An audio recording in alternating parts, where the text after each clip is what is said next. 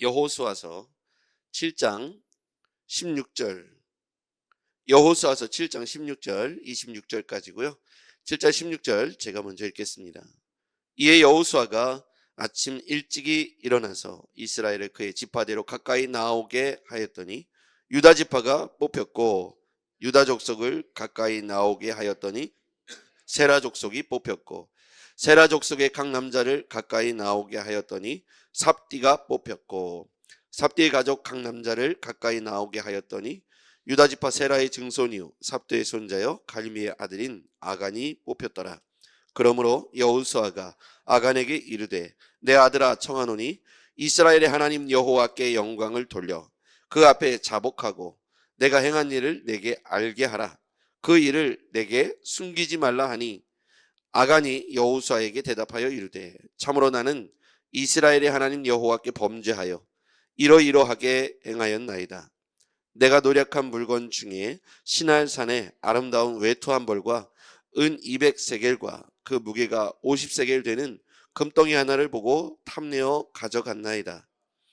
보소서, 이제 그 물건들을 내 장막 가운데 땅속에 감추었는데 은은 그 밑에 있나이다 하더라.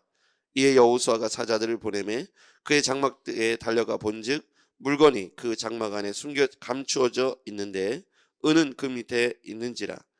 그들이 그것을 장막 가운데서 취하여 여호수아와 이스라엘 모든 자손에게로 가지고 오매 그들이 그것을 여호와 앞에 쏟아 놓으니라.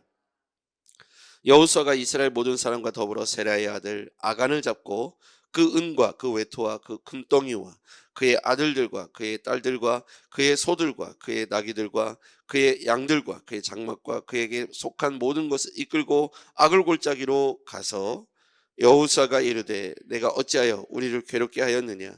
여호와께서 오늘 너를 괴롭게 하시리라 하니 온 이스라엘이 그를 돌로 치고 물건들로 돌로 치고 불사르고 같이요. 그 위에 돌 무더기를 크게 쌓았더니 오늘까지 있더라. 여호와께서 그의 맹렬한 진노를 그치시니 그러므로 그곳 이름을 오늘까지 아글골짜기라 부르더라. 아멘. 네. 오늘 첫 번째 보면 제비를 뽑아서 아간을 지명하는 장면이 나옵니다. 제비 뽑기는 요나서에도 보면 요나가 누구 때문에 이 풍랑이 일었는가 선원들이 제비 뽑기를 하는 장면이 나오죠.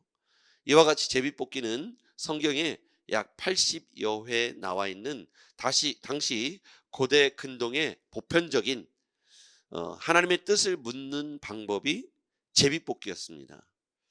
그래서 제가 알기로는 이런 제비 뽑기 방식이 이제 성경적인 거죠. 거대 근동에도 다 이렇게 하나님의 뜻을 물을 때 제비 뽑기를 시행했고 성경에도 제비 뽑기가 많이 나옵니다. 그래서 어느 교단에서는 보면 총회장을 선출하는 방법을 제비 뽑기로 한답니다. 그러니까 뭐 정견 발표도 있겠지만 제비 뽑기로 해서 그 해 또 그 다음 해 섬길 그 총회장을 뽑은데 그렇게 제비 뽑기를 한다 하더라고요. 그러니까 성경에서 보면 하나님의 뜻을 물을 때도 제비 뽑기를 많이 사용했어요.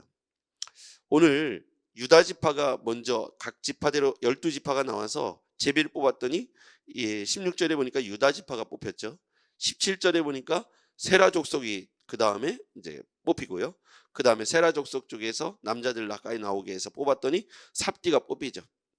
18절에 보니까 삽디 가족을 나오게 해서 남자들마다 나오게 해서 뽑도록 했는데 점점 좁아지죠.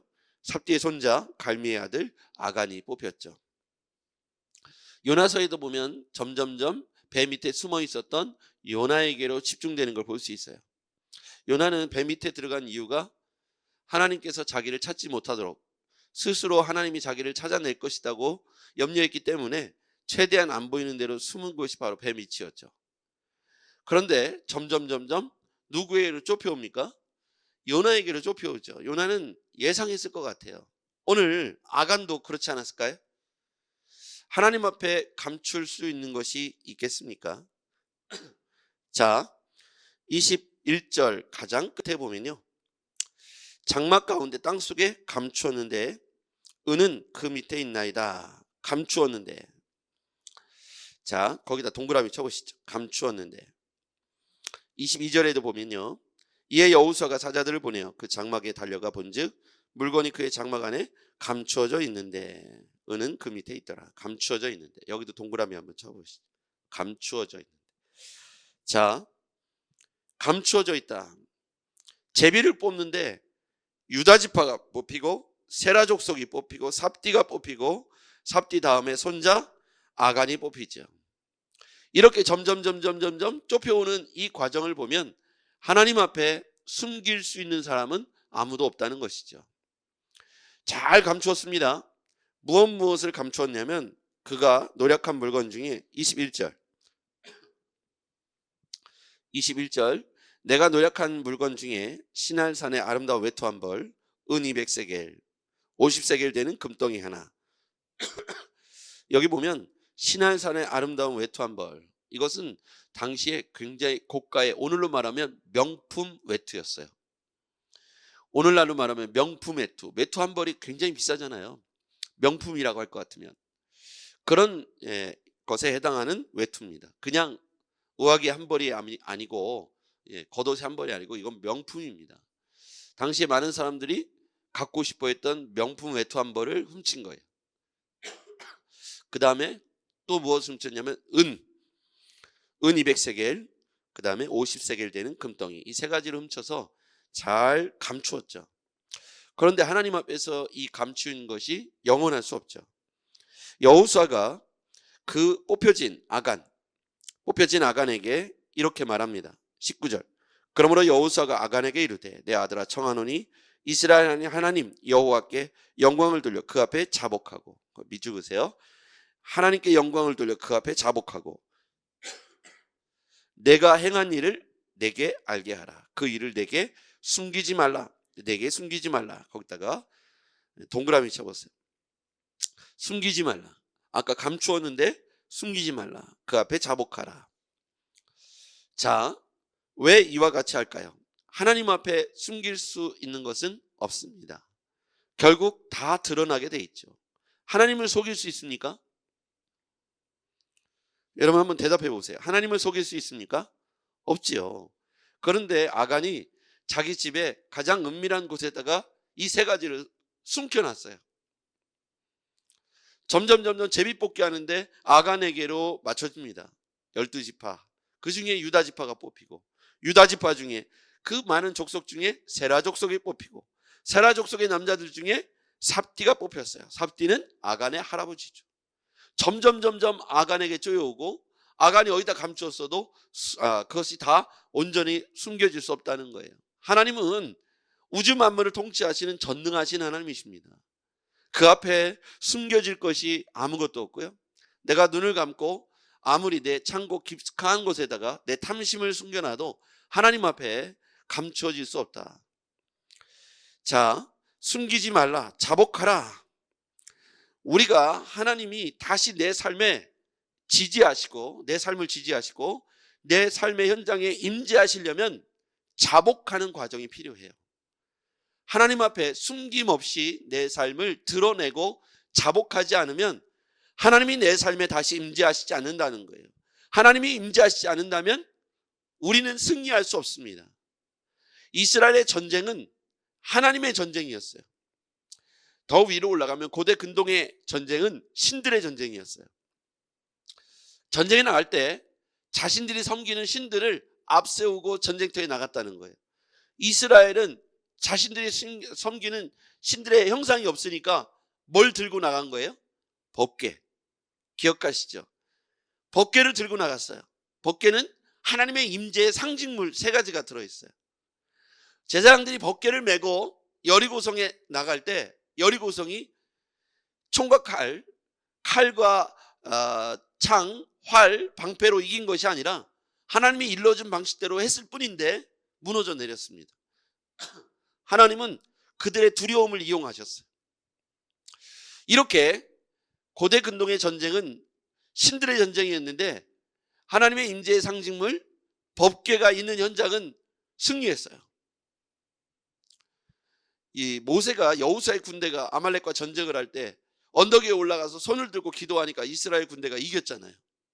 피곤하여 손이 내려오니까 이스라엘 군대가 지지 않습니까? 이처럼 전쟁은 하나님 손에 속해 있었고 하나님이 임재하시고 하나님이 함께 하시는 전쟁은 승리할 수 있었어요. 우리가 이 땅을 살아가면서 사업을 하든 공부를 하든 내가 어떤 계획을 세우든 하나님이 나를 지지하시고 내 삶 가운데 그 계획 가운데 그 일 가운데 임재하실 때 그 일이 승리하고 성공하고 하나님께 영광을 돌리게 되는 거죠. 그러려면 우리 안에 있는 탐심을 제거해야 됩니다. 자, 21절. 내가 노력한 물건 중에 신할산의 아름다운 외투 한 벌, 은 200세겔, 그 무게가 50세겔 된 금덩이 하나를 보고 거기다 동그라미 치세요. 탐내어 가져갔나이다. 탐내어 가져갔나이다. 탐심이죠. 태초의 사람 아담과 하와를 상상해 보자고요. 아담과 하와 중에 하와가 동산 중앙에 있는 나무 실과를 보고 선악과를 보고 어떤 마음이 들었어요? 딱 보는 순간 먹음직도 하고 보암직도 하고 탐스럽게 생겼다고 했잖아요. 육체의 눈이 그걸 딱 바라보는 순간 그 마음에 탐심이 들어온 거예요. 다윗이 전쟁을 치르러 군사들을 내보내고 저녁쯤 일어나서 경례를 거닐다가 한 여인이 목욕하는 걸 봐요. 밧세바죠. 자신의 눈에 탐심, 욕심, 잘못된 마음을 품게 되는 순간 죄가 잉태되기 시작하는 거죠. 그래서 우리는 이 탐심을 경계해야 됩니다. 보암직도 하고 먹음직도 하고 지혜롭게 할 만큼 탐스럽게 생긴 선악과를 하와가 바라보고 눈을 따르고 눈에 보이는 걸 따르는 순간 죄악을 품었다는 거예요. 우리는 하나님 앞에서 탐심을 자복하고 회개해야 합니다.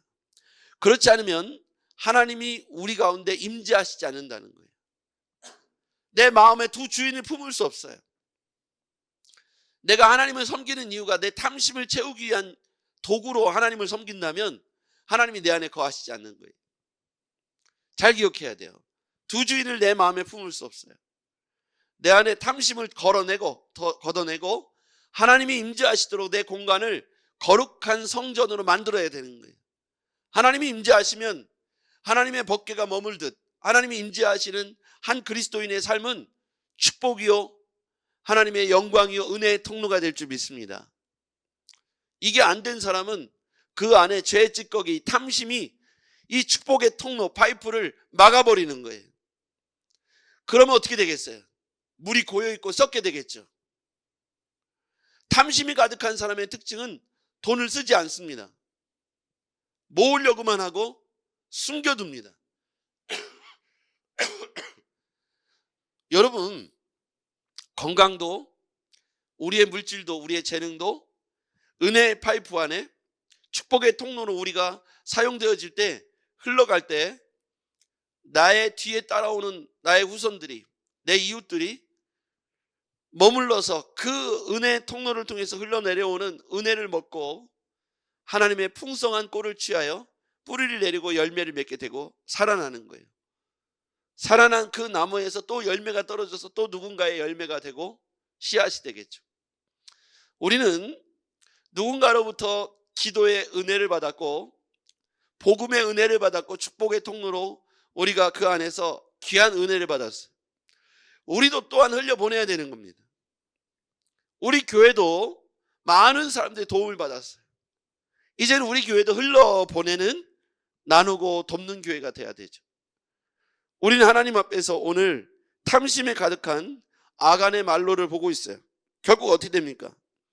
이스라엘 백성들 여호수아가 그 사람들의 물건, 은, 금, 그 외투 한 벌, 그리고 그의 아들들, 딸들, 소들, 나귀들, 양들, 장막에 속한 모든 것을 끌고 골짜기로 가요. 왜 그랬을까요? 왜 돌로 치고 그 안에서 이 투석형을 했을까요? 왜 그랬습니까? 결국 하나님이 이스라엘 진영 가운데 품으신 진노를 걷어내지 않으면 이스라엘이 그 다음의 행보가 약속되어 있지 않습니다. 질 수밖에 없고 어렵게 될 수밖에 없으니까 이스라엘 공동체에 속한 이 아간이 죄를 범했기 때문에 아간과 그의 가족, 그의 식솔, 그의 재산 모든 것을 골짜기에 가서 청산하는 걸 볼 수 있어요. 다 버리고 다 정리하니까 그제서야 어떤 일이 벌어져요? 26절. 돌로 치고 불사르고 나니까 26절 시작. 그 위에 돌무더기를 크게 쌓았더니 오늘까지 있더라. 여호와께서 그의 맹렬한 진노를 그치시니 그러므로 그곳 이름을 오늘까지 아골골짜기라 부르더라. 맹렬한 진노를 그치셨다. 그 얘기는 뭐예요? 하나님이 다시 이스라엘 진영에 함께 하셨고 은혜와 긍휼을 베푸시게 되었다. 자, 우리는 명심해야 될 게 있어요. 하나님이 약속하신 게 있어요. 근데 이 약속이 계속 유효하려면 우리가 거룩함을 유지해야 돼요. 하나님과의 언약의 관계, 그 순종을 해야 합니다. 만약에 우리가 하나님의 그 거룩함을 훼손하고 떠나버리고 죄 가운데 거하면, 탐심이 가득하면 하나님의 신이 우리와 함께 하지 않아요. 하나님이 함께 하지 않은 인생은 비참한 것이죠. 그런 가문, 그런 나라와 민족은 비참하고 승리를 담보할 수 없습니다. 이제 우리는 이 말씀을 교훈 삼아 우리와 하나님 사이에 막혀있는 죄의 문제가 있지는 않은지 우리를 항상 점검해 보시기를 바랍니다. 오늘 아간이라고 하는 죄의 문제를 뽑아내고서야 하나님과 이스라엘 사이가 다시 화평의 관계, 축복의 언약이 회복되었다는 사실을 기억하고, 우리와 하나님 사이에 혹시라도 막혀있는 죄의 문제가 축복의 이 파이프, 축복의 통로를 막고 있지는 않은지 점검해 보시길 바랍니다. 기도하겠습니다. 전능하신 아버지 하나님, 오늘 하나님께서 여호수아의 군대를 통해서 그들 가운데 있었던 죄, 아간을 뽑아내고 그리고 죄를 청산하고 하나님 앞에 숨길 수 없는 이 죄, 탐심을 우리가 보게 하셨습니다. 이제 우리에게도 하나님 이 죄의 문제가 축복의 통로를 가리우고 있지는 않은지 점검하게 하시고 온전히 회복하여, 다시 자복하고 회복하여 하나님과의 관계가 더욱 가까워지고 친밀해지고 회복되는 은혜가 있게 하옵소서. 예수님의 이름으로 기도했습니다. 아멘.